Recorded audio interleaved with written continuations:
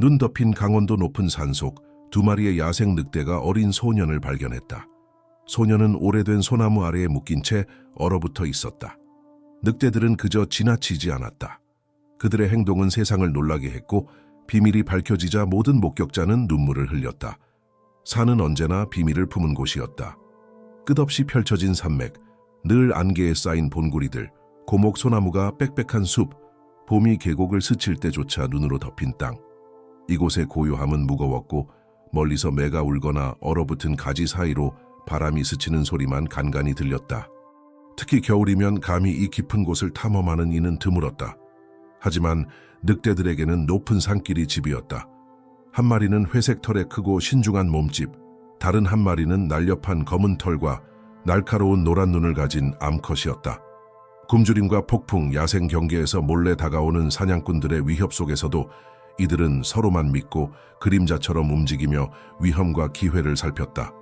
어느 날 아침, 차갑고 희미한 새벽빛이 본구리를 감쌀 때 늑대들은 눈 덮인 좁은 능선을 조용히 걸었다. 바람에 소나무와 여우 냄새가 섞여 있었지만 그 외에 낯설고 날카로운 무언가가 섞여 있었다. 검은 늑대가 멈춰 귀를 쫑긋 세웠다. 아래 나무숲 사이에서 희미한 애처로운 신음소리가 들려왔다. 두 늑대는 근육을 긴장시키며 조심스레 내려갔다. 소년을 발견했을 때 심지어 늑대들조차 주저하는 듯했다. 소년은 겨우 8, 9살쯤 되어 보였고 찢어진 점퍼를 걸쳤으며 거친 밧줄에 손목이 묶여 있었다. 얼굴은 멍들고 입술은 차가움에 터져 푸르스름했다. 눈물은 뺨을 타고 흘러내렸고 떨어지기 전에 얼어붙었다. 공포와 피로에 눈동자가 흐려진 소년은 늑대들이 다가오자 몸을 제대로 움직이지 못했다. 잠시 정적이 흘렀다. 세상은 멈춘 듯했고 소년은 너무 약해 소리조차 낼 수 없었으며 늑대들도 숨을 헐떡이며 가만히 있었다. 그러다 회색 늑대가 앞으로 나와 코를 킁킁거리며 밧줄을 조심스레 살폈다. 소년은 이빨이나 발톱을 예상하며 눈을 감았다. 하지만 늑대는 공격하지 않고 빙글 돌며 냄새를 맡았다. 검은 늑대도 조용히 다가와 소년의 얼굴과 공기를 맡으며 누군가가 남긴 흔적을 찾는 듯했다.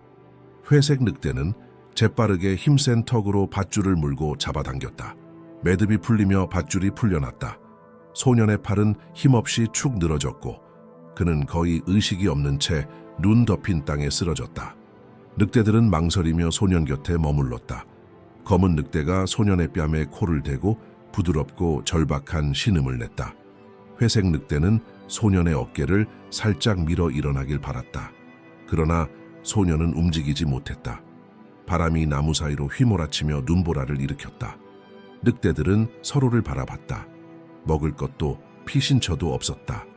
위험만 가득했다. 그럼에도 회색 늑대는 소년 옆에 몸을 숙여 바람을 막았다. 검은 늑대도 다가와 다리 위에 몸을 기대며 온기를 나눴다. 시간이 흐르고 아침이 깊어지며 차가움이 조금 누그러졌다. 소년은 두 늑대 사이에서 떨며 의식이 오락가락했다. 아래 계곡에서는 마을 사람들이 실종된 아이를 찾기 위해 수색대를 꾸리고 있었다. 목소리가 급하고 개가 짖으며 사람들이 등불과 담요를 말에 싣고 있었다. 하지만 여기 산 위에서는 아직 아무것도 중요하지 않았다. 오직 살아남는 것만이 중요했다. 그리고 그 순간 아무도 이해하지 못할 이유로 두 마리의 야생 늑대가 소년의 유일한 희망이 되었다.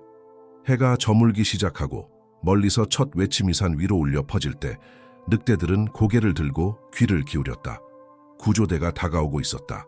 하지만 그와 동시에 야수와 아이 사이의 모든 신뢰를 시험할 위협도 다가오고 있었다. 하늘은 회사에게서 남색으로 변하며 두꺼운 털조차 뚫는 매서운 추위를 몰고 왔다. 두 늑대는 소년에게 바짝 붙어 있었고 야생의 본능과 오래된 이해가 맞서고 있었다. 이 작고 연약한 존재가 그들에게도 절실히 필요하다는 것을. 소년은 의식이 흐릿한 채로 꿈과 현실 사이를 오갔다. 가끔은 늑대들을 이빨이 빛나는 괴물로 보았고 드문 순간에는 조용하고 강력하며 믿을 수 없을 만큼 다정한 수호자로 느꼈다. 어느 순간 그는 희미한 속삭임을 내뱉었다. 엄마! 회색 늑대가 귀를 움직이며 몸을 살짝 움직였다. 소년의 뺨에 코를 대고 따뜻한 숨을 불어넣었다. 검은 늑대는 소년의 손을 핥으며 눈물의 짠맛을 느끼고 다리를 더욱 감싸 안았다. 밤이 깊어질수록 허기가 늑대들의 배를 조였지만 떠나지 않았다. 때때로 검은 늑대가 일어나 어둠 속을 살피고는 금세 돌아와 위험이 없음을 알렸다. 아래 계곡에서는 등불이 흐릿해지며 수색대가 눈더미를 헤치고 소년의 이름을 불렀다. 개가 짖고 말이 코를 킁킁대며 온 마을이 한 마음으로 희망을 품었다. 능선 위 늑대들은 초조해졌다. 검은 늑대가 새로운 냄새를 맡았다. 연기, 기름, 인간의 땀 냄새. 그녀가 동료를 재촉하자 멀리서 세우노모바일 엔진 소리가 들려왔다. 회색 늑대가 털을 곤두쓰고 나무 사이로 비치는 헤드라이트를 응시했다. 그는 소년과 검은 늑대를 번갈아 바라보며 묻는 듯했다. 검은 늑대는 숲 가장자리로 다가가 어둠에 숨었다. 두 남자가 스노모바일에서 내려 날카로운 목소리로 얼어붙은 땅을 밟으며 움직였다. 한 명은 손전등을, 다른 한 명은 무거운 막대기를 들고 있었다. 그들은 구조대가 아니었다. 늑대들은 이들을 위험으로 인식했다. 사냥꾼이었다. 회색 늑대는 소년을 쓰러진 나무 뒤로 조심스레 끌어들여 몸으로 감쌌다. 검은 늑대는 낮게 웅크리며 방어 자세를 취했다.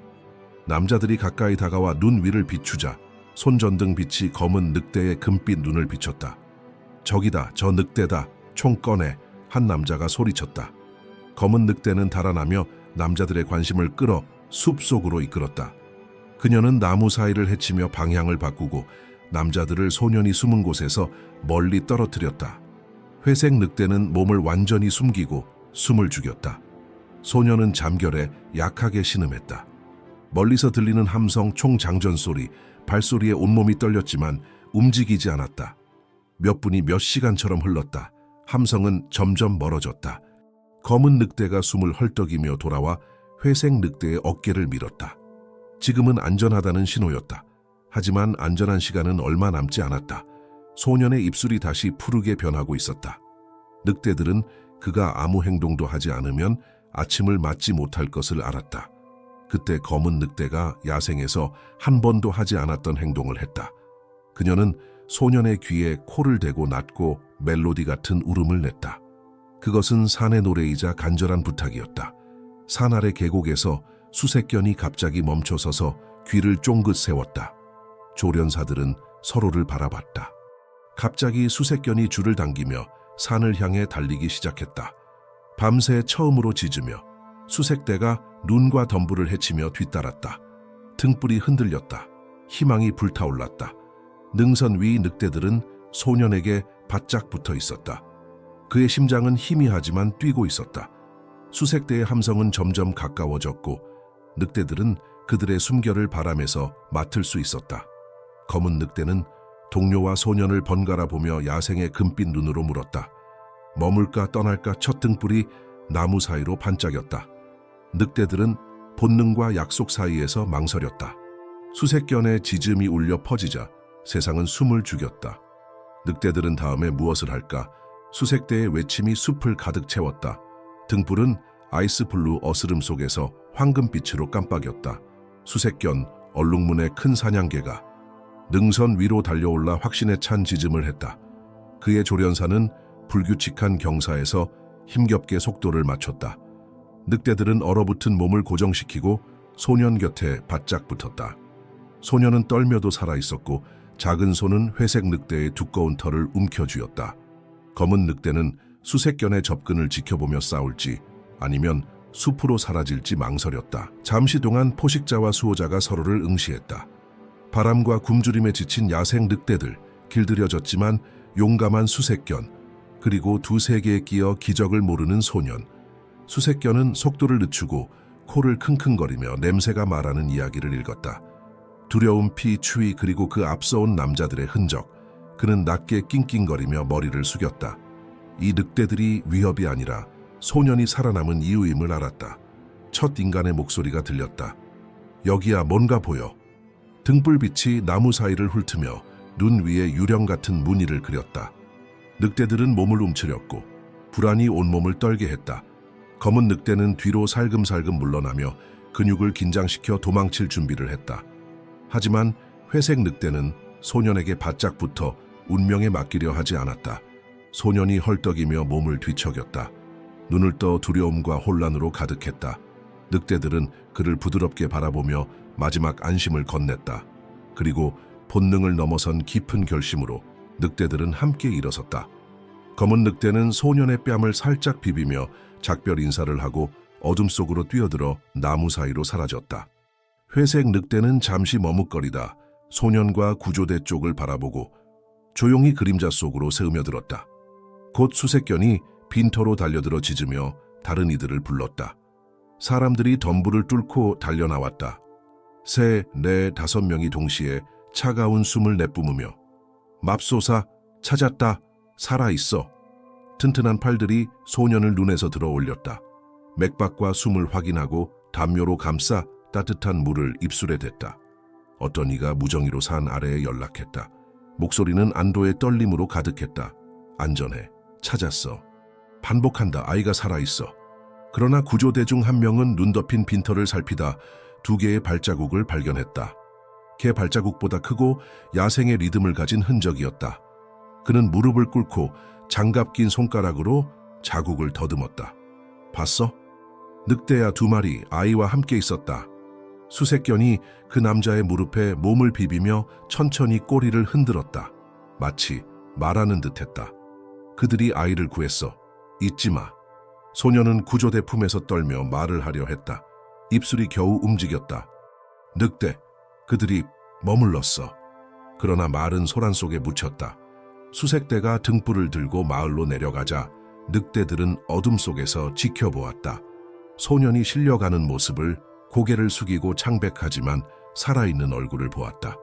그 뒤 고요함 속에서 회색 늑대와 검은 늑대가 코를 맞대며 위로와 용기의 표시를 나눴다. 그들의 야생 세계는 단 하룻밤 동안 변했다. 아래 마을은 기적이라며 축하했고 아이가 죽음의 문턱에서 돌아왔다고 속삭였다. 진실을 아는 이는 없었다. 오직 소년만이 눈 덮인 산속에서 무슨 일이 있었는지 믿을 수 있었다. 그러나 마을 사람들의 환호 속에 소문이 퍼지기 시작했다. 수호령 이야기, 이유 모를 괴물이 아이를 살려두었다는 이야기들이 자라났다. 진실은 산의 침묵 속에만 있었다. 2마리 늑대와 절망에 빠진 소년이 맺은 유대가 지켰다. 소년은 마침내 안전하게 잠들며 번거리 장갑 속에 남은 회색 털 한 뭉치를 꼭 쥐었다. 병원에서는 의사들이 모여들어 소년의 생존을 믿지 못하며 동상에 걸린 손가락을 살폈다. 몸은 약했지만 정신은 차갑게 무너지지 않았다. 눈이 부어오른 엄마는 그를 꼭 끌어안고 신에게 감사했다. 소년은 거의 말을 하지 못했다. 오직 늑대라는 한 단어만을 반복했다. 병원의 한쪽 끝에서 보안관과 관계자들이 긴장한 채 이야기를 나눴다. 아이 발자국 외에 사람 흔적은 없고 썰매도 없고 늑대 발자국만 2세트 있네. 이거 봐. 그가 장갑 낀 손으로 털 뭉치를 들어 보였다. 두껍고 회색이며 확실히 야생이다.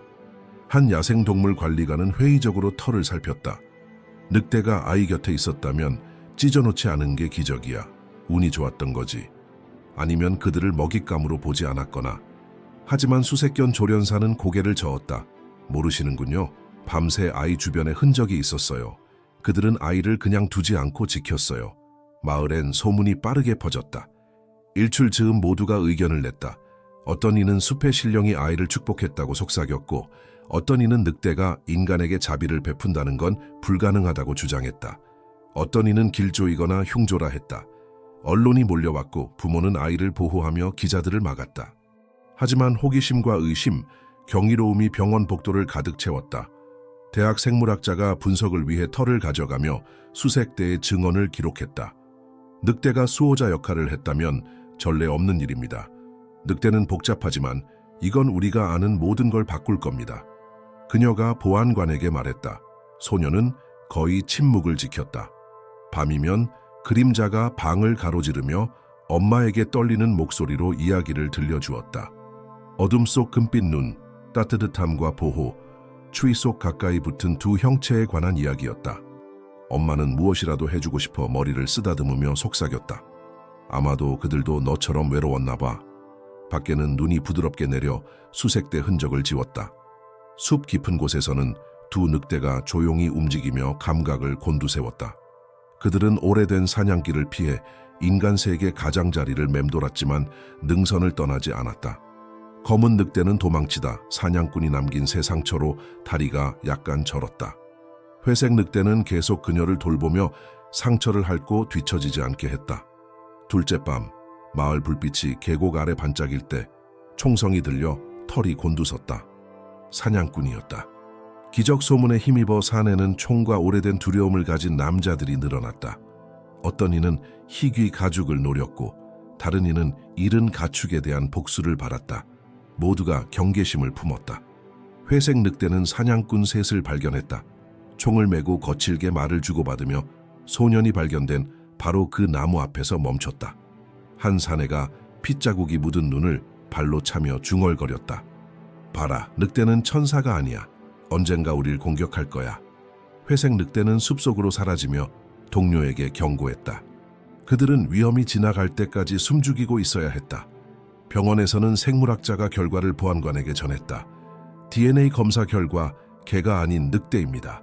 게다가 이 늑대들은 이 지역 고유종으로 몇 년 전부터 무리 전체가 사라진 것으로 알려졌죠. 이 둘이 남은 마지막 개체라면 희귀를 넘어서 멸종 위기입니다. 보안관의 미간이 더욱 찌푸려졌다.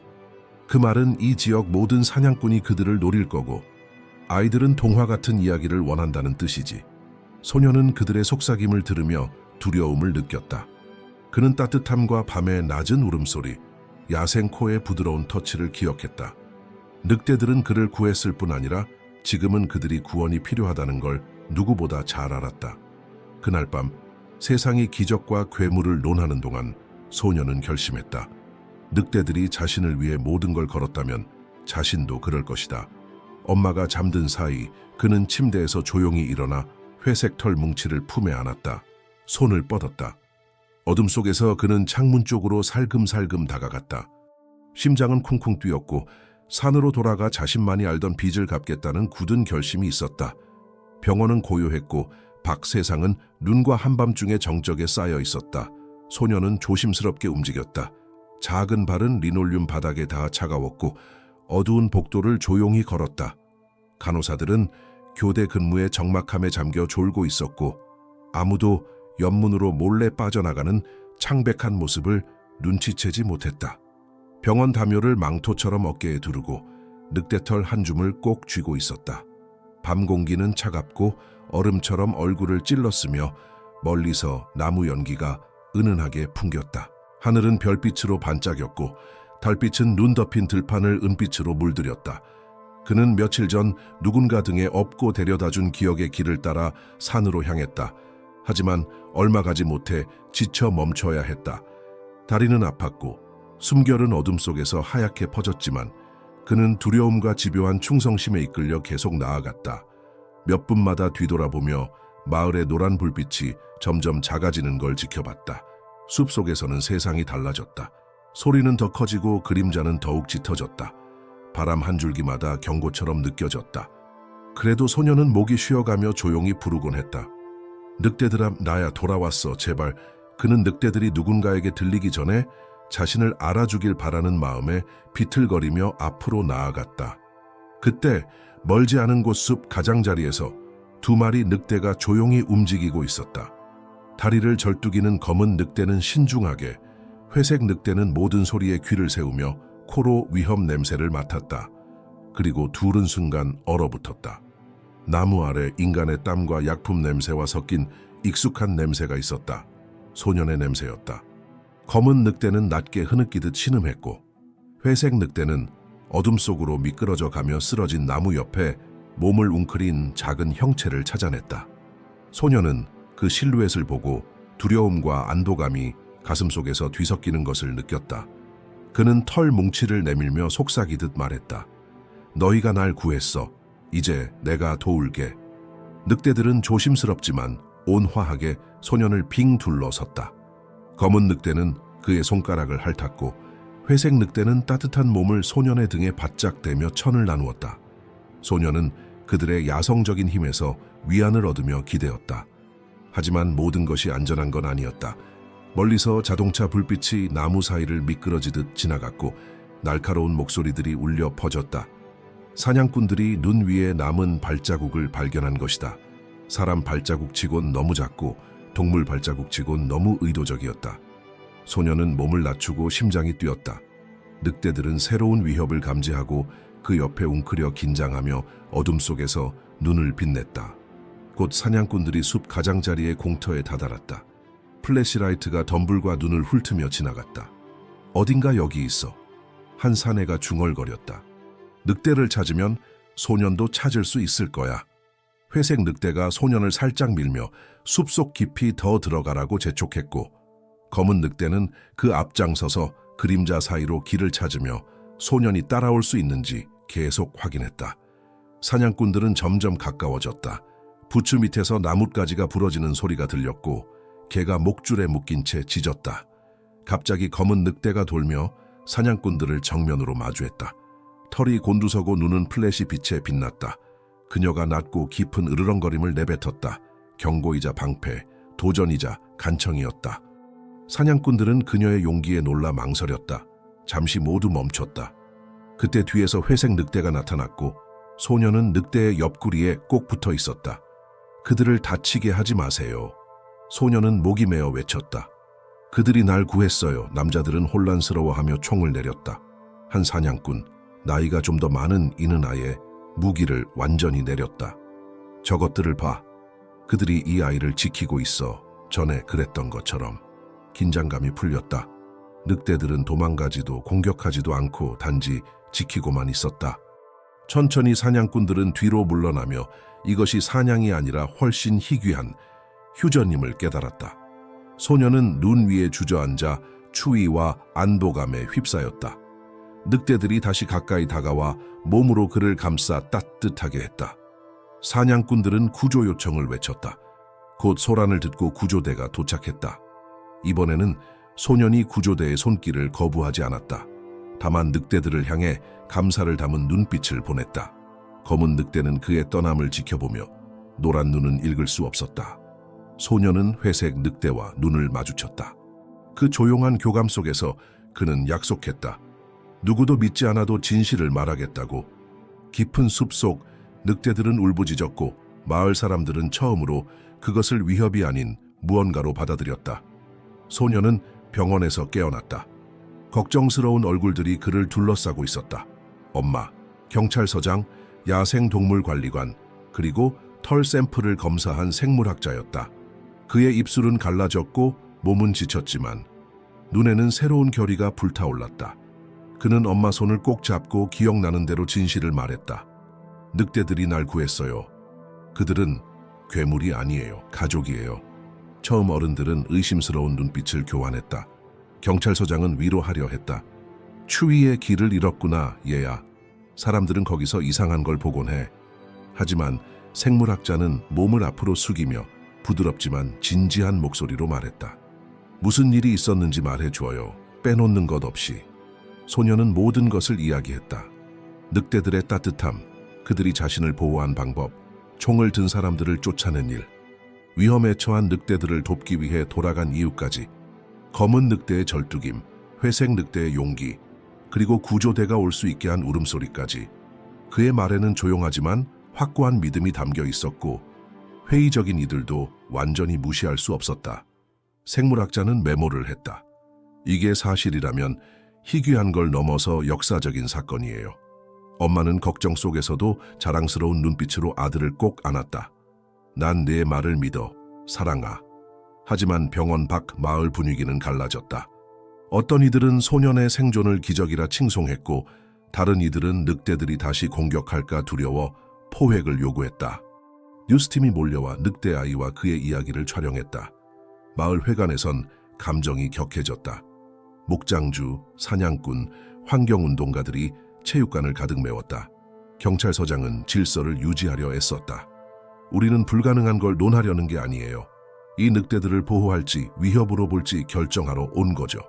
소년과 엄마는 앞자리에 앉았다. 생물학자는 그녀의 연구 결과를 발표했다.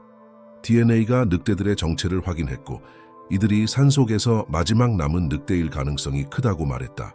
그녀는 보호를 촉구했다. 그들을 잃으면 이 땅의 영혼 일부를 잃는 거예요. 한 목장주가 일어나 분노에 떨리는 목소리로 말했다. 그들이 소년을 구했을지 몰라도 작년 겨울 내 양을 죽였어. 다른 이들이 소리쳤다. 늑대가 하는 짓이야. 하지만 이번 일은 달라. 소년의 말을 들어봐. 야생동물관리관은 타협안을 제안했다. 추적용 무선 목걸이, 비상대응 계획, 더 조사될 때까지 사냥 금지령. 군중은 반쯤 희망 반쯤 의심스러운 기분으로 수군거렸다. 소년은 일어나 회색 털 뭉치를 쥐며 말했다. 그들을 죽이면 나를 구한 걸 죽이는 거예요. 여러분도 두려운 거 알아요. 나도 무서웠어요. 하지만 그들은 우리의 적이 아니에요. 우리가 그렇게 만들지 않는 한은요. 체육관은 조용해졌다. 기자가 모든 말을 카메라에 담았다. 그 후 며칠간 청원서가 돌고 전 세계에서 이메일이 쏟아졌다. 응원의 메시지, 도움의 손길, 늑대를 죽이려는 생각에 대한 분노가 함께였다. 이야기는 순식간에 퍼졌다. 아이들은 소년에게 그림을 보내왔다. 나무 아래 함께 웅크린 늑대와 소년의 모습이었다. 어느 오후 생물학자가 병원에 와 소식을 전했다. 도지사실에서 재검토를 요청했어요. 늑대들이 특별 보호를 받을 가능성이 아주 조금 있어요. 소년은 구조된 이후 처음으로 미소 지었다. 싸움은 끝나지 않았지만 이제는 그의 이야기를 믿고 늑대를 전설이나 위협이 아닌 야생의 친절함이라는 증거로 보는 동료들이 있었다. 하지만 희망이 피어나려던 그 순간 불길한 소식이 들려왔다. 한 목장주가 자기 땅 근처에서 새로운 발자국을 발견했다. 늑대 발자국과 인간 부추 자국이었다. 그날 밤 숲속 함정이 덫을 닫으며 눈에 피가 번졌다. 검은 늑대는 사라졌고 회색 늑대는 마을 가장자리를 맴돌며 애절하게 울었다. 마을에 다시 공포가 번졌다. 경찰서장은 소년과 엄마를 사무실로 불렀다. 모두를 막을 수는 없어요. 누군가는 법도 무시하고 저 늑대들을 없애려 해요. 소년의 마음은 걱정으로 무거웠지만 포기하지 않았다. 찾아야 해요. 그가 속삭였다. 꼭 찾아야 해요. 엄마는 눈물을 글썽이며 고개를 끄덕였다. 그럼 내가 도울게. 우리 모두 도울 거야. 그리하여 겨울이 깊어갈수록 마지막 늑대들과 그들의 용기에 대한 진실을 지키려는 싸움은 마을 전체의 싸움이 되었다. 하지만 마을 사람들이 토론하고 계획하는 동안 숲속 깊은 곳에서 회색 늑대는 홀로 울부짖었다. 그의 목소리는 얼어붙은 밤에 메아리 쳤다. 소년은 창문 너머로 그 울음소리를 들으며 알았다. 너무 오래 기다리면 산이 마지막으로 들을 수 있는 울음일지 모른다고. 회색 늑대의 외로운 울음은 답없는 질문처럼 어둠을 가로질렀다. 소년은 창가에 서서 떨었다. 추위 때문이 아니라 자신이 유일한 야생 친구를 영원히 잃을까 두려워서였다. 달은 하늘의 은화처럼 빛났고 그는 오래도록 그것을 바라보며 용기를 받았다. 그날 밤 엄마가 침대 곁 의자에서 졸고 있을 때 소년은 조용히 옷을 입었다. 국물 한 통과 손전등을 챙기고 행운을 빌며 회색 털 뭉치를 주머니에 넣었다. 그리고 엄마를 살며시 깨워 간절히 말했다. 가야 해요. 늑대들이 날 필요로 해요. 제발 엄마. 엄마는 그의 얼굴을 들여다보며 두려움과 자부심 사이에서 갈등했지만 이내 고개를 끄덕였다. 함께 가자. 그들은 두꺼운 파카를 입고 무정이를 챙긴 뒤 기자와 이웃을 피해 조심스레 눈 덮인 거리를 빠져나갔다. 마을 외곽에서 생물학자가 기다리고 있었다. 늦은 밤 문자를 받고 온 것이다. 그녀는 소년에게 무선 목걸이를 건넸다. 늑대들을 찾으면 보호할 수 있어요. 하지만 빨리 움직여야 해요. 북쪽 능선 근처에서 총소리가 들렸어요. 경찰서장이 어두운 얼굴로 합류했다. 우리 중 몇 명은 아직 내 편이야. 하지만 이성을 듣지 않는 자들도 있어. 그들은 달빛과 회색 늑대의 애절한 울음소리를 따라 숲을 헤쳐나갔다. 발자국을 따라갔다. 늑대 발자국과 부추 자국, 그리고 덫에 끌려간 자국까지. 소년의 가슴은 두근거렸다. 그들은 더욱 깊이 들어갔고 세상은 서리, 그림자, 그리고 희망으로 좁혀졌다. 마침내 눈 위에 핏자국이 나타났다. 근처에 강철 덫이 비어 있었고 입은 벌어지고 붉게 얼룩져 있었다. 생물학자가 가리켰다. 늑대가 스스로 물어 덫에서 풀려났어요. 다쳤지만 살아있어요. 회색 늑대 발자국은 걱정스러운 듯 공터를 맴돌았다. 소년은 무릎을 꿇고 조용히 불렀다. 나야. 도우러 왔어. 처음에는 침묵뿐이었다. 그러다 덤불 사이에서 낮은 으르렁거림이 들렸다. 회색 늑대가 상처 입고 거칠게 나타났다. 털은 공포와 슬픔으로 곤두섰다. 그는 소년을 바라보며 인식의 빛을 띄었고 뒤를 돌아가며 간절히 재촉했다. 소년은 조심스럽고 천천히 앞으로 나아갔다. 검은 늑대는 어디 있어요? 어디에 있나요? 나무 뒤에서 그림자가 움직였다. 검은 늑대가 기어 나왔고 한쪽 다리는 피투성이에 굳어 있었으며 노란 눈은 고통으로 흐려져 있었다. 소년은 달려가 눈물 젖은 뺨을 얼음처럼 굳히며 말했다. 괜찮아, 아가야. 우리가 도울게. 약속해. 엄마가 옆에 쪼그리고 앉아 상처 입은 늑대를 부드러운 말로 달랬다. 생물학자는 급히 무선 목걸이를 검은 늑대 목에 걸었고 손은 긴장으로 떨렸다. 이제 추적할 수 있어. 다시는 다치지 않도록 지킬 거야. 회색 늑대는 동료에게 몸을 바싹대고 상처를 핥으며 낮게 신음했다. 갑자기 경찰서장의 무전이 울렸다. 서쪽 비탈 근처에서 총격 발생, 사냥꾼들 접근 중.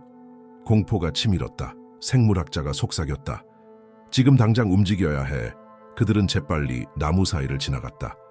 검은 늑대는 절뚝였지만 단호했고 회색 늑대는 보호하듯 곁을 지켰다.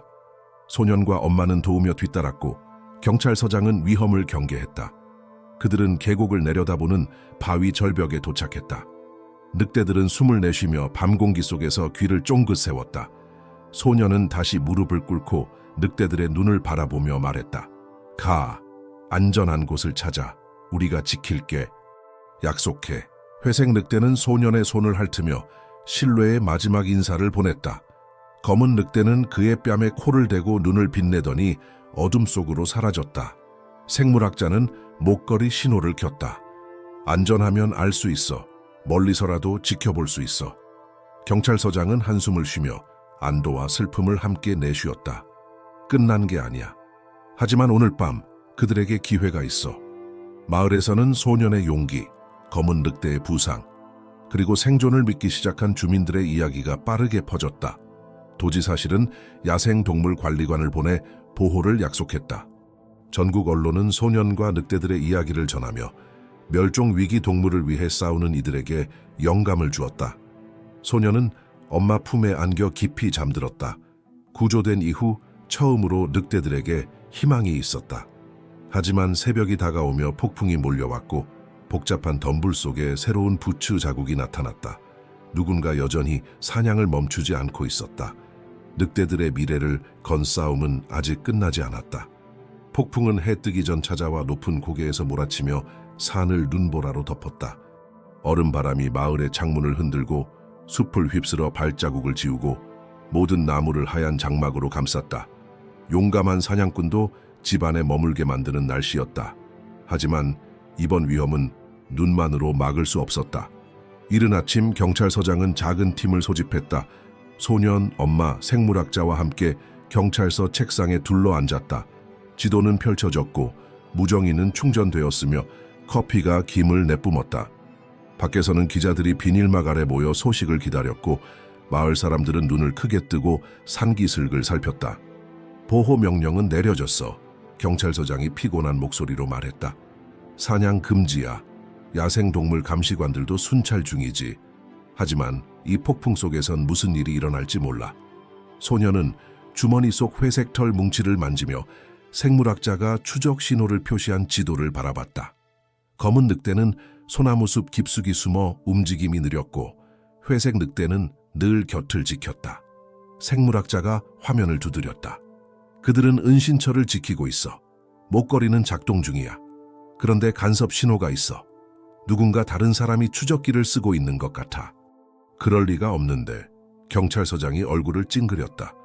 누군가 수신기를 훔쳤거나 직접 만든 모양이야. 능선 주변을 빨리 조사해야 해. 갑자기 무정이에서 잡음이 터졌다. 야생동물관리관 그랜트가 긴장된 목소리로 말했다. 북쪽 숲 근처에서 버려진 스노모빌 발견. 부츠 자국도 최근 거야. 누군가 무장한 채 여기 있어. 소년 엄마가 그의 손을 꽉 잡았다. 누가 폭풍 속에서까지 사냥을 하려는 걸까? 소년의 대답은 조용했지만 확실했다. 두려운 사람이거나 복수심에 불타는 사람이에요. 경찰서장은 장비를 챙기고 소년과 생물학자를 태운 순찰차를 몰았다. 가까이 붙어. 내가 말하기 전까지 말하지 마. 우리가 먼저 찾으면 이 일을 막을 수 있을 거야. 그들은 눈길을 헤치며 들어갔다. 시야는 바람과 눈볼에 점점 좁아졌다. 나뭇가지가 위에서 삐걱거렸고 눈이 무겁게 떨어져 소리를 죽였다. 소녀는 모든 그림자를 살피며 늑대나 사냥꾼의 흔적을 찾았다. 그때 앞쪽에서 움직임이 보였다. 회색 늑대가 소용돌이치는 눈보라 사이로 희미하게 보였고 바위 위에 서서 털을 곤두쓰고 긴박한 눈빛을 보냈다. 그는 소년을 똑바로 바라보고 능선 뒤로 사라졌다. 그들은 심장이 두근대며 앞으로 나아갔다. 길을 돌자 마을에 한 목장주가 나타났다. 소총을 어깨에 메고 얼굴은 추위와 분노로 붉었다. 경찰서장이 손을 들며 말했다. 총 내려 빌, 무슨 일이 일어나고 있는지 알잖아. 빌은 눈 위에 침을 뱉으며 말했다. 저 늑대들은 살인자야. 너희가 그들을 보호하면 스스로를 배신하는 거야. 생물학자는 떨리는 목소리로 간청했다. 그들은 마지막 남은 종이에요. 소녀는 그들에게 목숨을 빚졌어요. 하지만 빌은 고개를 저으며 소총을 들었다. 상관없어. 어떤 건 없어지는 게 나아. 갑자기 으르렁거림이 공기를 갈랐다. 절뚝거리지만 사나운 검은 늑대가 공터 가장자리에 나타났다. 회색 늑대가 그녀 곁에 합류해 인간과 사냥꾼 사이를 지켰다. 빌은 겨냥하고 반가쇠를 당기려 했다. 안 돼! 소년이 소리치며 뛰어들었다. 경찰서장이 빌을 제압해 소총을 눈 위로 밀쳐냈다. 생물학자와 소년 엄마가 소년을 끌어당겼다. 회색 늑대는 자리를 지켰다. 도망가지도 공격하지도 않고 그저 지켜보았다. 바람이 울부짖고 눈이 흩날리는 가운데 빌은 경찰서장의 팔에서 몸부림쳤다. 끝난 줄 알아. 누군가 내가 시작한 걸 끝낼 거야. 하지만 경찰서장은 수갑을 채우며 지원을 요청했다. 오늘은 안 돼. 이 마을에서는. 그 사건 이후 소녀는 눈 위에 쓰러져 눈물과 안도의 감정을 동시에 흘렸다. 회색 늑대가 다가와 마지막으로 따뜻한 몸을 소년에게 밀착시켰다. 검은 늑대는 손에 코를 대며 눈을 빛내고 있었다. 소년은 속삭였다. 가, 안전하길. 그리고 마지막으로 오래 쳐다본 뒤 늑대들은 눈보라 속으로 사라졌다. 그들의 모습은 폭풍 속에 삼켜졌다. 마을에 소문이 빠르게 퍼졌다. 늑대들은 사라졌고 사냥꾼은 체포되었으며 사람들의 마음속에는 새로운 존경심이 싹텄다. 산골 사람들은 처음으로 두려움이 아닌 감사함을 이야기했다. 거의 잃을 뻔한 것과 용기와 은혜로 지켜낸 것에 대해. 하지만 폭풍이 지나가고 눈 덮인 산의 햇살이 반짝일 때 생물학자는 수신기를 확인하며 얼굴을 찌푸렸다. 목걸이 신호가 점점 약해지고 있었고 늑대들은 사람들의 보호가 닿지 않는 미지의 땅으로 향하고 있었다. 그들의 운명은 불확실했다. 폭풍이 지나가고 세상은 고요하고 빛났다. 산마다 햇살이 쏟아져 나무들이 빛기둥이 되었다. 마을에는 서서히 일상이 돌아왔다. 아이들은 눈 위에서 뛰놀고 기자들은 장비를 챙기며 이웃들은 새로운 조용한 존경심을 담아 서로를 바라보았다. 하지만 소년에게는 평범한 일상이 영원히 달라졌다. 그는 창가에 앉아 수시간 동안 수평선을 바라보며 야생 친구들을 기다렸다. 생물학자는 매일 찾아와 추적 목걸이의 소식을 전했다. 그들이 동쪽으로 이동하고 있어요. 그녀가 지도를 펼쳐 보여주면 희미해지는 빛나는 점이 있었다. 계곡과 강 도로를 건너고 있어요. 마치 안전한 곳을 아는 것 같아요. 보안관은 약속을 지켰다. 더 이상 사냥은 없었다. 그가 배지를 다는 한 도지사는 늑대를 해치는 것을 금지하는 법령에 서명했다. 하지만 보호 조치는 늦었고 늑대들은 점점 더 인간의 세계에서 멀어져 갔다. 처음엔 희망이 있었다. 어쩌면 그곳에서 새로운 터전을 찾아 다시 시작할 수 있을 것이란. 그러나 시간이 지날수록 신호는 점점 약해지더니 마침내 완전히 끊겼다. 먼 숲 어딘가 지도 밖 깊은 곳에서였다. 소녀는 조용히 슬퍼했다. 늑대들과의 끈끈한 유대는 비밀스러운 언어 같았고 매일 밤 꿈속에서 그 이야기를 되풀이했다. 바람 속에서 그들의 울음소리가 들리기도 했고 가까이 있다고 믿으며 깨어나기도 했지만 세상은 변함없었다. 어느 날 소년의 집에 반송 주소 없는 낡은 봉투가 도착했다. 안에는 늑대들이 깊은 숲속을 달리는 사진들, 먼 호숫가의 어미와 새끼들, 신선한 사슴 발자국 옆에 찍힌 발자국이 있었다. 작은 쪽지가 들어있었다. 그들은 무사히 도착했어요. 내가 가능한 한 멀리까지 따라갔어요. 함께 있고 안전해요. 너의 친구들은 자유로워요. 서명은 키 한 글자였다. 생물학자는 대륙 전역의 멸종위기 늑대를 연구하는 동료 연구자일 거라 추측했다. 중요한 이야기는 누군가 꼭 지켜줘요. 그녀가 소년에게 말했다.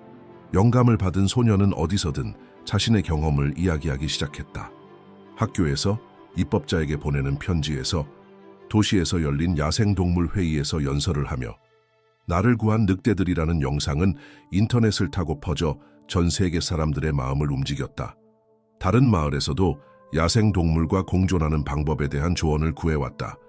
보호단체들은 늑대 보호 운동에 이 이야기를 활용했다. 소년 이름으로 재단이 만들어져 산맥 곳곳에 무선 추적 목걸이와 야생동물 이동 통로를 지원했다. 늑대들은 전설이 되었다. 희망과 용기, 그리고 세상과 야생 사이에 존재할 수 있는 묘하고도 강렬한 사랑의 상징으로 한때 두려움의 대상이던 그들의 울음소리는 이제 축하받았다.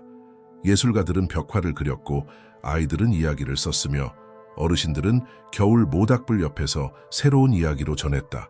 하지만 모두가 믿은 건 아니었다. 회의론자와 냉소적인 이들은 비웃었고 일부 사냥꾼들은 여전히 이른 가축을 한탄했다. 그러나 흐름은 바뀌었다. 한동안은 연민이 승리했다. 어느 저녁 소년이 현관에 앉아 있을 때 익숙한 냄새가 바람에 실려왔다. 흙내음, 소나무, 야생의 기운. 그는 눈을 감고 귀를 기울였다. 멀리서 믿기 힘들 만큼 먼 곳에서 두 마리 늑대가 떠오르는 달을 향해 울부짖는 메아리가 들려왔다. 그는 미소 지었다. 어디를 떠돌든 그들의 이야기는 끝나지 않았다는 걸 알았다. 소년에게도, 산에게도, 그 겨울을 통해 변화한 모든 이들에게도 봄이 다가오고 눈이 녹기 시작하자 새로운 소문이 돌았다. 무선 목걸이를 한 암늑대와 그녀의 회색 동료가 북쪽 아이들이 실종된 또 다른 마을 근처에서 목격됐다는 것. 소년의 가슴은 희망과 걱정으로 뛰었다. 그들의 여정은 끝나지 않았다. 새로운 위험이 늑대들을 기다리고 있었고 인간과의 유대는 다시 시험대에 올랐다. 봄이 골짜기를 세우며 들어 마지막 눈을 부드럽게 녹이고 세상에 색을 더했다. 마을은 일상을 되찾았지만 소년은 잊지 않았다. 소문과 희미한 소식을 따라 북쪽으로 향하는 늑대들의 이야기를 쫓았다. 무선 교신, 온라인 포럼, 때때로 도착하는 편지들로. 어느 날 오후 생물학자가 흥분과 걱정이 가득한 얼굴로 급히 소년의 집에 왔다. 그들이 발견됐어요. 파인골짜기 근처 북쪽으로 160km. 어젯밤 검은 늑대 목걸이 신호가 2번 잡혔어요. 그런데 그녀가 머뭇거리며 말했다. 거기서 아이들이 실종됐대요.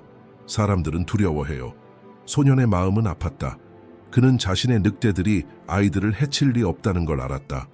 그러나 두려움은 한 번 생기면 빠르게 퍼졌다. 그는 어머니와 함께 보안관에게 전화했고 보안관은 생물학자와 함께 그들을 파인골짜기로 데려가기로 했다. 여정은 길고 구불구불했다. 새싹이 돋은 산과 옛날 두려움이 아직 가시지 않은 마을들을 지나갔다.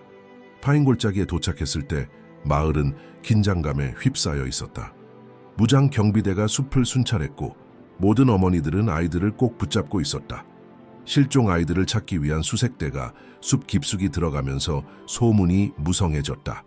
마을 가장자리에서 늑대가 사냥을 한다는 이야기, 달빛 아래 야생의 형체가 목격됐다는 이야기, 심지어 유령 늑대가 무리를 이끈다는 전설까지. 소년 어머니 생물학자는 경계심 많은 지역 보안관 카터를 만났다. 공황 상태는 원하지 않지만 이곳 사람들은 두려워하고 있어요. 만약 그 늑대들이 근처에 온다면 2번째 기회는 없을 겁니다. 그들은 함께 수색에 나섰다. 숲은 짙었고 땅은 봄눈 녹은 물로 진흙투성이었다. 소년은 멀리서 울음소리, 부러진 가지 소리, 올바른 기림을 알려줄 어떤 신호라도 찾으려 귀를 기울였다. 해질 무렵 그들은 아이들을 찾았다. 쓰러진 나무 옆에 앉아있던 두 남매는 차가웠지만 다치지 않았다. 그리고 그들을 보호하듯 감싸고 있던 것은 검은 늑대와 회색 늑대였다. 소년은 눈물을 흘리며 앞으로 달려갔다. 그들이야. 검은 늑대는 고개를 들어 차분한 황금빛 눈으로 그를 바라보았다. 아이들은 늑대에게 꼭 붙어 두려움이 사라졌다. 그들이 우리를 따뜻하게 해줬어요. 큰아이가 속삭였다. 들개를 쫓아냈어요. 어른들은 놀라움과 경외감을 느꼈다. 생물학자는 모든 것을 기록했다. 사진, 영상, 아이들이 구조 과정을 설명하는 녹음까지.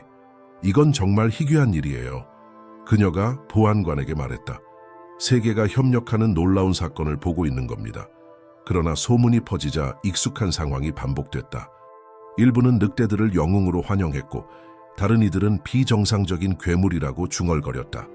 몇몇 분노한 남성들이 그림자 속에 모여 마을을 자신들 방식으로 지키겠다고 맹세했다. 그날 밤 소년과 어머니는 구조된 아이들과 함께 머물며 늑대들이 자신을 구했던 그 겨울 이야기를 들려주었다. 검은 늑대는 다리를 절며 소년 곁에 와서 그의 무릎 위에 머리를 얹었다. 무선 목걸이는 희미하게 깜빡이고 있었다. 하지만 위험은 멀지 않았다.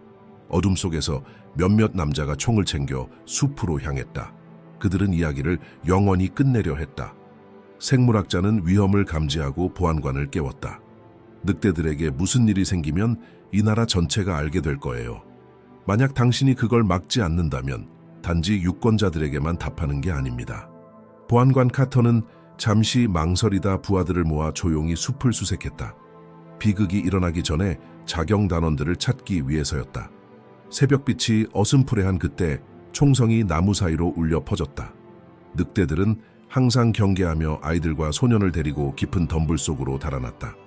부상을 입은 검은 늑대는 비틀거리다 쓰러졌다. 소년은 무릎을 꿇고 흐느꼈다. 회색 늑대는 경계하며 이빨을 드러내고 날카로운 눈빛을 보냈다. 내 곁에 있어줘, 가지마. 그가 애원했다. 생물학자와 부하들이 그때 도착해 늑대들과 사냥꾼 사이에 인간 방패를 만들었다. 한 발자국도 더 움직이지 마, 보안관이 고함쳤다. 법정에서 책임을 져야 할 거다. 긴장이 고조되었지만 구출된 아이들의 어머니들이 앞장서며 마을 사람들이 모여들었다. 이 늑대들은 영웅입니다. 한 여성이 외쳤다. 우리 아기들을 구했어요. 건드리지 마세요. 숫자가 밀리고 부끄러워진 자경 단원들은 물러났다. 해가 떠오르자 숲은 황금빛으로 물들었다. 검은 늑대는 힘겹게 일어섰다. 소녀는 이마를 맞대며 감사의 속삭임을 전했다. 하지만 덧 상처와 총상은 여전히 그녀를 약하게 했다. 마을 사람들은 희망과 두려움 사이에서 망설이며 모여들었다. 늑대들의 운명과 인간과 야생 사이의 연약한 평화가 균형을 이루고 있었다. 아침 햇살 아래 작은 공터는 사람들로 가득 찼다. 아이들을 꼭 안은 어머니들, 긴장한 부하들, 검은 늑대 곁에 무릎 꿇은 소년. 잠시 고요가 흐르고 늑대의 거친 숨소리와 나무 사이 부드러운 바람 소리만 들렸다. 생물학자는 소년 곁에 무릎을 꿇고 조심스럽게 상처를 살폈다. 출혈이 있지만 신속히 치료하면 살 수 있어요. 그녀는 마을 사람들에게 담요와 물, 구급 상자를 채서 가져오라고 조용히 명령했다. 놀랍게도 사람들은 따랐다. 모든 소문과 그림자에 따른 의심은 사라졌고 대신 조심스러운 희망이 자리 잡았다. 야생과 인간 사이의 경계가 친절함으로 넘어설 수 있다는 감각이었다. 보안관 카터는 긴급 수의사를 불렀고 자신의 이름을 걸어 늑대들의 안전을 보증했다. 이 동물들에게는 돕는 것 외에는 아무도 손대지 마라. 그는 선언했고 부하들은 소년과 어머니, 생물학자, 늑대들 주변에 느슨한 원을 만들었다. 구출된 아이들은 늑대의 두꺼운 털을 안으며 가까이 앉았다. 그들은 밤새 우리 곁에 있었어요. 어린 소녀가 엄마에게 말했다. 무서운 개들을 쫓아내고 우리가 잘 수 있게 해줬어요. 소식은 빠르게 퍼졌다. 기자들이 도착해 카메라가 돌아갔고 한때 두려워했던 동물을 지키려는 마을 사람들의 모습을 담았다. 아이들과 소년에 대한 인터뷰는 전국 언론에서 늑대의 아이로 불리며 감동을 전했다. 수의사가 도착하자 검은 늑대는 긴장했지만 소년과 생물학자의 진정으로 차분해졌다. 수의사는 상처를 소독하고 꿰매며 항생제를 투여했다. 힘든 치료였지만 꼭 필요했다. 그동안 회색 늑대는 조용히 지켜보며 언제든 방어하거나 도망칠 준비를 했다. 치료 후 늑대들은 나무 아래에서 쉬었고 아이들과 마을 사람들은 돌아가며 곁에 앉았다. 물그릇과 음식 찌꺼기, 부드러운 담요가 놓였다. 긴급 상황이 공동체의 기념 행사로 바뀌었다. 사람들은 본 것을 존중하고 오래된 두려움에 굴복하지 않기로 선택했다. 시간이 흐르자 생물학자는 군중에게 말했다. 여기서 본 것은 단순한 희귀한 일이 아닙니다. 역사적인 순간입니다. 우리에게는 이 늑대들을 보호하고 그들이 미래를 가질 수 있도록 할 책임이 있습니다. 도지사도 직접 전화를 걸어 말했다. 늑대들을 위한 보호구역을 마련하고 국가적인 야생동물 공존 캠페인을 시작하겠습니다. 이 마을은 전 세계의 모범이 될 것입니다. 해질녘 작은 기념식이 열렸다. 소녀는 털 한 움큼을 들고 솔직하게 말했다. 늑대들은 내가 혼자였을 때 나를 구했어요. 그 아이들도 구했어요. 아무도 해치지 않았어요. 우리 모두처럼 살고 싶었을 뿐이에요. 마을 사람들은 차례로 감사와 사과, 치유를 기원하는 말을 전했다. 구조된 아이들의 어머니들이 늑대 목에 꽃 목걸이를 걸어주었다. 심지어 사냥꾼들 중에서도 거의 일어날 뻔한 일을 부끄러워하며 새 보호구역을 지키겠다고 약속한 이들도 있었다. 검은 늑대는 천천히 힘을 회복했고 눈은 소년의 얼굴을 떠나지 않았다. 회색 늑대는 그의 손을 비비며 신뢰의 약속을 했다. 어둠이 내리자 늑대들은 깊은 숲으로 돌아갈 준비를 했다. 이번에는 두려움이 아닌 마을의 축복을 받고 떠났다. 소년은 눈물을 글썽이며 그들을 바라보았다. 슬픔이 아닌 경외심의 눈물이었다. 그는 그들을 절대 잊지 않을 것이며 그들의 이야기가 작은 마을을 넘어 더 많은 이들을 변화시킬 것을 알았다. 그날 밤 마을이 축제를 열 때 먼 도시에서 메시지가 도착했다. 과학자, 보호론자, 영화 제작자들이 늑대 이야기를 전 세계에 알리고 싶다는 요청이었다. 소녀는 미소 지으며 깨달았다. 늑대들의 여정은 이제 전설이 되었다. 산 너머 먼 곳까지 영감을 주고 있었다. 하지만 전설에는 책임이 따르고 새로운 도전이 기다리고 있다는 것도 알았다. 몇 주 만에 늑대와 아이들의 이야기는 대륙을 휩쓸었다. 뉴스 매체들은 검은 늑대와 회색 늑대가 야생화 사이에 쉬고 있는 모습, 소년이 그들의 두꺼운 털을 감싸 안고 있는 모습, 오래전부터 갈라졌던 마을이 고대 소나무 그늘 아래 함께 서 있는 모습을 방송했다. 사람들은 논쟁하고 울었으며 궁금해했다. 야생과 인간이 진정으로 신뢰를 나눌 수 있을까? 연구자와 영화 제작자들이 조심스레 찾아와 섬세한 균형을 방해하지 않으며 늑대들을 기록했다. 숨겨진 카메라와 무인 드론을 사용했다.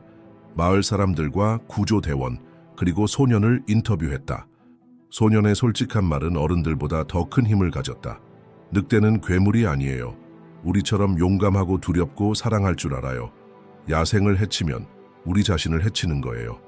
국제보호단체들이 지원을 쏟아부어 보호구역뿐 아니라 야생동물 이동 통로와 교육 프로그램을 후원했다. 도지사 사무실은 계곡을 보호구역으로 지정했고 다른 지역들도 비슷한 보호책을 검토하기 시작했다. 생물학자는 지역 영웅이 되어 학교에서 강연하고 산 너머 프로젝트에도 조언을 했다. 한때 조심스러웠던 보안관은 늑대 유산을 지키는 것에 자부심을 느꼈다.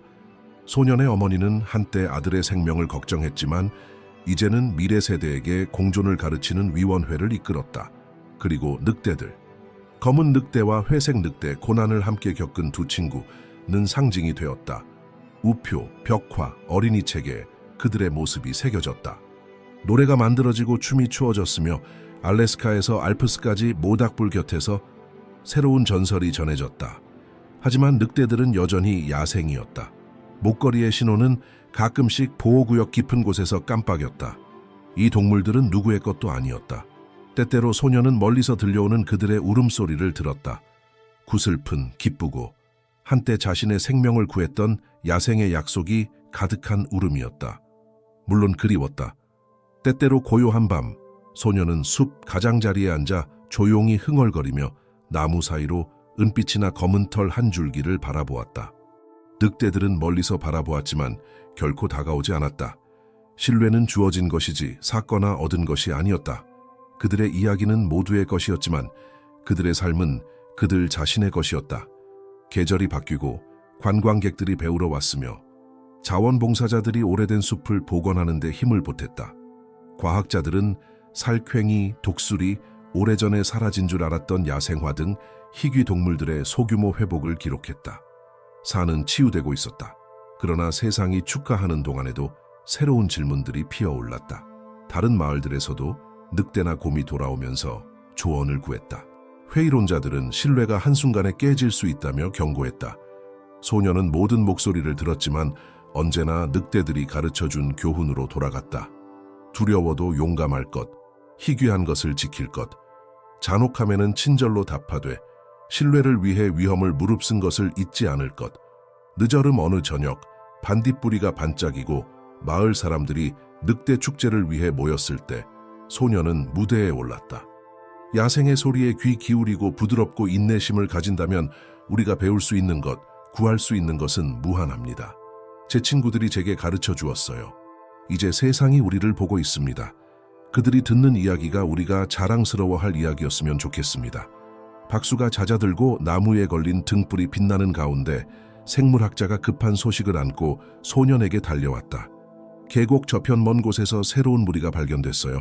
검은색과 회색 털을 가진 늑대들이에요. 심지어 흰 새끼도 있다고 해요.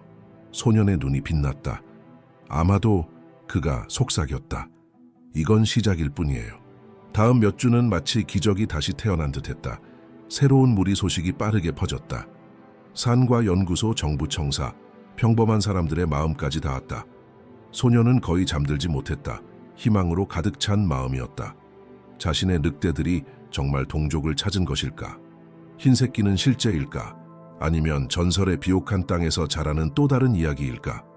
이제는 국가적 보호 목소리가 된 생물학자가 팀을 이끌고 보호된 계곡 깊숙이 들어갔다. 움직임 감지 카메라가 순간을 포착했다. 회복된 강한 검은 늑대가 무리를 이끌고 회색 늑대가 그 곁에 있었다. 그 뒤에는 확실히 작은 존재가 있었다. 아침 서리 같은 털과 호기심 어린 눈을 가진 새끼였다. 계곡에는 두 마리뿐 아니라 많은 늑대들의 울음소리가 울려 퍼졌다. 생명은 야생스럽고 찬란히 돌아왔다. 한때 분열되었던 마을 사람들은 이제 함께 섰다. 눈물을 흘리며 광장의 흰 천을 펼쳐 영상을 봤다. 늑대를 사냥하던 노인들은 사과와 기도를 바쳤고 아이들은 인형을 안고 어스름 속에서 고마워요 라고 속삭였다. 도지사는 기자와 교육자들을 데리고 보호구역을 방문했다.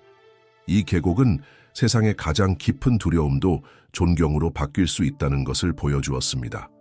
저기 수호자가 될 수 있다는 것을요. 그녀가 말했다. 소년과 두 마리 늑대에서 시작된 이야기가 우리 모두에게 교훈이 되었습니다. 하지만 여정은 긴장 없이 끝나지 않았다. 밀렵꾼들이, 회의론자들은 여전히 보호구역 경계에 머물러 있었다. 어느 날 밤 불법이고 잔인한 더치 국경 근처에서 발견되었는데 이는 오래된 습관이 쉽게 사라지지 않는다는 냉혹한 현실을 상기시켰다. 경찰서장은 순찰을 2배로 늘렸다. 자원봉사자들은 교대로 땅을 지켰고 그 땅을 이제는 신성한 곳이라 불렀다.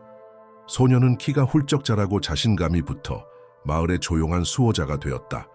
그는 숲을 자주 찾았고 때로는 혼자, 때로는 어머니와 함께, 또 때로는 그의 이야기에 감탄하는 학교 아이들과 함께였다. 그는 아이들에게 늑대의 울음소리를 듣는 법, 부드러운 흙에서 발자국을 읽는 법, 감사와 존경의 뜻으로 작은 선물을 남기는 법을 가르쳤다. 그리고 때때로 바람이 적당히 불 때면 그는 그림자 속에서 노란 눈을 반짝이며 기억을 품은 검은 늑대를 엿보았다.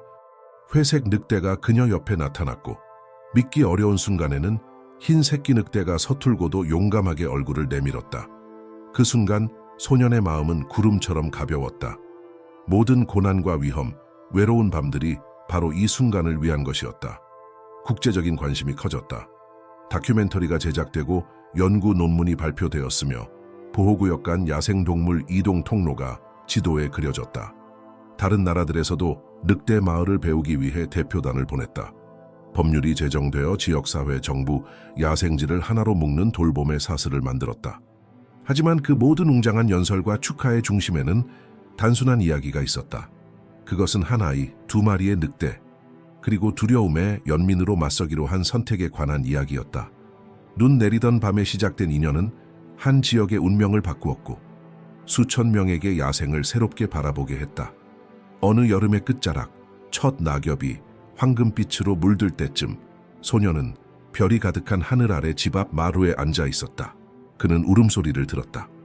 이제는 강하고 희망찬 합창이었다. 어머니가 다가와 그의 어깨에 팔을 감싸며 물었다. 그리워하니? 그는 고개를 끄덕이며 미소 지었다. 매일 그래요. 하지만 그들은 사라진 게 아니에요. 집에 있어요. 그리고 이제 나도 그래요. 그들은 침묵 속에 앉아 울음소리가 언덕 너머로 퍼지는 것을 들었다. 그 소리는 약속 같았다. 한 번 얻은 신뢰는 세대를 넘어 울려 퍼질 것이라는. 그날 밤 골짜기는 평화롭게 잠들었고 늑대들은 안전했으며 미래는 밝았다. 이야기는 책이나 방송에만 남은 것이 아니라 용기 있는 모든 행동과 보호를 선택한 순간 야생에 대한 감사의 속삭임으로 내일을 이어갔다. 여명이 하늘을 물들이자 생물학자는 숨을 헐떡이며 숲에서 돌아왔다. 흰 새끼 늑대가 자랐어요. 그녀가 눈을 빛내며 말했다. 그리고 이제 더 많은 징후가 보여요. 새로운 세대가 오고 있어요. 소녀는 눈가에 눈물이 맺혔다. 상실의 눈물이 아니라 경이로움의 눈물이었다. 야생은 단순히 살아남은 것이 아니라 번성하고 있었다. 시간이 흐르고 골짜기는 번영했다. 한때 두려움과 비밀의 장소였던 곳은 희망의 등대가 되었고 야생과 인간이 함께 치유할 수 있다는 살아있는 증거가 되었다. 계절마다 새로운 변화가 찾아왔다. 오랫동안 척박했던 산비탈의 야생화가 돌아왔고 희귀한 새들이 가을가에 둥지를 틀었으며 멀리서 자신감 넘치는 늑대들의 노랫소리가 능선을 따라 울려 퍼졌다. 소년과 늑대들의 이야기는 전 세계에서 온 방문객들에게 영감을 주었다. 학교 아이들은 나무를 심고 벽화를 그렸으며 울음소리를 듣기 위해 숲속으로 하이킹을 갔다. 과학자들은 회복 중인 생태계를 연구하러 왔고 보호론자들은 골짜기들을 연결하는 안전한 통로를 만들어 야생동물이 자유롭게 이동하고 번성할 수 있게 했다. 마을은 정신뿐 아니라 공동체로서도 번성했다.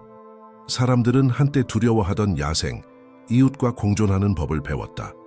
목동과 농부들을 위한 워크숍이 열려 포식자를 해치지 않고 가축을 보호하는 방법을 가르쳤다. 목장주들은 세계에서 가장 희귀한 늑대들과 함께 사는 자부심을 느꼈고 자신들의 노력이 땅에 두 번째 기회를 준 것을 알았다. 소녀는 이제 청년이 되어 조용한 리더가 되었다.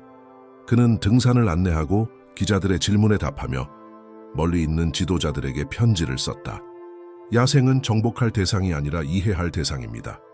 그의 몸에는 회색 털한 올이 늘 함께 했는데 작은 친절이 세대를 넘어 퍼질 수 있다는 기억이었다. 검은 늑대, 회색 늑대, 흰 새끼 늑대는 이야기와 노래 속에서 상징이 되었고 매년 봄 축제에서 기념되었다. 어르신들은 전설을 되풀이하며 매년 새로운 장을 엮어냈다. 늑대들은 길들여지지 않았고 가둬지지 않았으며 한 소년과 가족 그리고 두려움 대신 희망을 선택한 공동체의 용기와 운명이 함께 얽힌 친척으로 존중받았다. 세월이 흐르며 청년은 때때로 황혼에 멀리서 늑대들을 엿보았다. 항상 적당한 거리에서 항상 지켜보고 있었다. 흰 새끼 늑대는 이제 자라 가족을 이끌며 잠시 그의 눈을 마주치고는 나무 사이로 사라졌다. 첫눈 내린 그 밤 구조한 지 10년이 되는 날, 마을 사람들은 등불이 켜진 소나무 아래 모였다. 청년은 감사의 마음을 담아 말했다. 이 이야기는 이제 우리 모두의 것입니다. 울음소리를 듣는 모든 아이, 변화를 환영하는 모든 어머니, 신뢰를 선택하는 모든 이웃에게 속한 이야기입니다. 늑대들이 우리에게 두 번째 기회를 주었어요. 단지 한 종을 구하는 것뿐만 아니라 이 세상에 더 나은 관리자가 되는 길을 보여주었죠. 우리는 언제나 귀 기울이고 배워야 하며 야생에게 한 약속을 지켜야 합니다. 그날 밤 음악과 웃음소리가 자연의 소리와 어우러지는 가운데 늑대들은 멀리 능선에서 울었다. 그것은 응답이자 축복, 그리고 그들의 이야기가 결코 끝나지 않았다는 약속이었다. 그 순간 청년은 깨달았다. 야생은 단지 살아남은 것이 아니라 돌보기로 용기를 낸 모든 사람을 변화시켰다는 것을. 이 이야기가 마음에 닿았다면 더 많은 이들에게 전해주세요. 야생의 용기, 신뢰의 힘, 그리고 한 목소리, 인간이든 동물이든 가 변화를 만들 수 있다는 희망을 함께 나누어요. 더 많은 진짜 이야기, 연민과 용기, 인간과 야생의 유대를 듣고 싶다면 구독해주세요. 들어주셔서 감사합니다. 관심 가져주셔서 감사합니다. 그리고 늑대와 우리 모두를 대표해 그들의 귀향 여정에 함께해 주셔서 진심으로 고맙습니다.